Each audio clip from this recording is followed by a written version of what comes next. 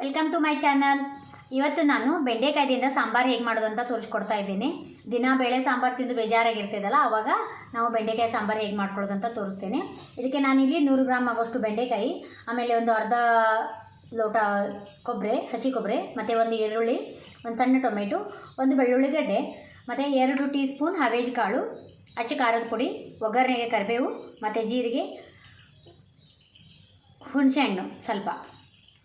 ನಾವು ಈ ಅರ್ಧ ಈರುಳ್ಳಿಯಲ್ಲಿ ಅರ್ಧ ಮಾತ್ರ ಮಿಕ್ಸಿ ಮಾಡ್ಕೊಳ್ಳೋಣ, ಅರ್ಧ ಒಗ್ಗರಣೆಗೆ ಇಟ್ಕೊಳ್ಳೋಣ. ಈ ಟೊಮೆಟೊನೂ ಅಷ್ಟೇ ಒಗ್ಗರಣೆಗೆ ಇಟ್ಕೊಳ್ಳೋಣ. ಇದನ್ನೆಲ್ಲ ಸಣ್ಣಗೆ ಕಟ್ ಮಾಡ್ಕೊಳ್ಳೋಣ. ಈಗ ಕಟ್ ಮಾಡಿಕೊಂಡು ಸ್ವಲ್ಪ ಫ್ರೈ ಮಾಡಿಕೊಂಡು ಮಿಕ್ಸಿಗೆ ಹಾಕಬೇಕು. ಇದು ಹಸಿದು ಹಾಕೋದ್ರಿಂದ ಅದು ಹಸಿ ಸ್ಮೆಲ್ ಬರ್ತೈತೆ, ಅದಕ್ಕೆ ಸ್ವಲ್ಪ ಫ್ರೈ ಮಾಡ್ಕೊಳ್ಳೋಣ. ಹವೇಜ್ ಕಾಳು, ಕೊಬ್ಬರಿ, ಈರುಳ್ಳಿ ಇವು ಸ್ವಲ್ಪ ಫ್ರೈ ಮಾಡ್ಕೊಳ್ಳೋಣ. ಆಮೇಲೆ ಬೆಂಡೆಕಾಯಿನೂ ಸಣ್ಣಗೆ ಕಟ್ ಮಾಡಿಕೊಂಡು ಚೆನ್ನಾಗಿ ಫ್ರೈ ಮಾಡ್ಕೊಳ್ಬೇಕು. ಈಗ ಬೆಂಡೆಕಾಯಿ ಫ್ರೈ ಮಾಡ್ಕೊಂಡು ಬಂದಿದ್ದೀನಿ, ಮತ್ತು ಅರ್ಧ ಈರುಳ್ಳಿ, ಅರ್ಧ ಟೊಮೆಟೊ ಹಾಗೆ ಕಟ್ ಮಾಡಿಟ್ಕೊಂಡಿದ್ದೀನಿ. ಇನ್ನು ಉಳಿದಿದ್ದು ಬಾಕಿ ಅರ್ಧ ಇದ್ದಿದ್ದು, ಮತ್ತು ಇದು ಮಿಕ್ಸಿ ಮಾಡ್ಕೊಂಡು ಬರೋಣ. ಈಗ ಇದನ್ನೆಲ್ಲ ಸೇರಿ ಮಿಕ್ಸಿ ಮಾಡ್ಕೊಂಡು ಬಂದಾಯಿತು. ಈಗ ನಾವು ಒಗ್ಗರಣೆಗೆ ಸ್ವಲ್ಪ ಎಣ್ಣೆ, ಸ್ವಲ್ಪ ಕರಿಬೇವು ಮತ್ತು ಜೀರಿಗೆ ಮಾತ್ರ ಹಾಕ್ಕೊಳ್ಳೋಣ.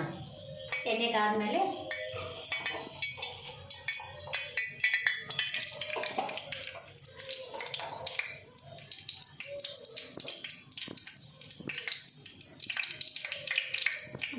ಒಂದು 4 ಎಸಳು ಕರಿಬೇವು,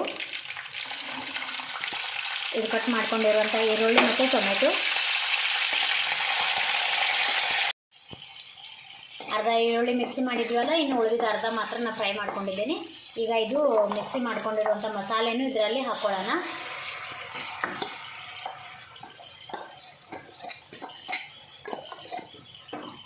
ನಮಗೆ ನೀರು ಎಷ್ಟು ಬೇಕು ಅಷ್ಟು ಸೇರಿಸ್ಕೊಳ್ಳೋಣ. ತೀರಾ ತೆಳುವಾಗಿ ಬೇಡ, ಸ್ವಲ್ಪ ದಪ್ಪನೇ ಇರಬೇಕು ಈ ಸಾಂಬಾರು. ಇದು ಒಂದು ಕುದಿ ಬಂದಮೇಲೆ ಫ್ರೈ ಮಾಡ್ಕೊಂಡಿರುವಂಥ ಬೆಂಡೆಕಾಯಿ ಏನಾದರೂ ಸೇರಿಸ್ಕೊಳ್ಳೋಣ. ಈಗ ಇದಕ್ಕೆ ರುಚಿಗೆ ತಕ್ಕಷ್ಟು ಉಪ್ಪು.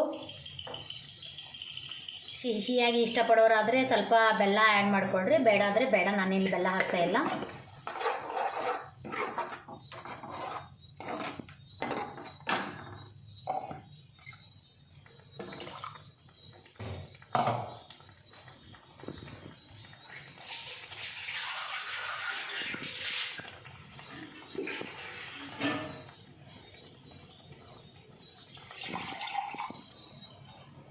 ಈಗ ಮಸಾಲೆ ಚೆನ್ನಾಗಿ ಕುದ್ಮೇಲೆ ಇದು ಫ್ರೈ ಮಾಡ್ಕೊಂಡಿರುವಂಥ ಬೆಂಡೆಕಾಯಿ ಏನಾದರೂ ಸೇರಿಸ್ಕೊಳ್ಳೋಣ.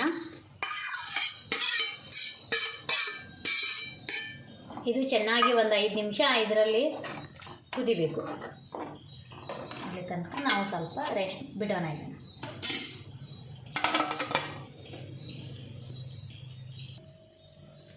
ಫೈನಲಿ ಟೇಸ್ಟಿಯಾದ ಬೆಂಡೆಕಾಯಿ ಸಾಂಬಾರು ರೆಡಿಯಾಗಿದೆ. ನೀವು ಟ್ರೈ ಮಾಡಿ, ಇಷ್ಟ ಆದರೆ ಲೈಕ್ ಮಾಡಿ, ಕಮೆಂಟ್ ಮಾಡಿ. Thank you.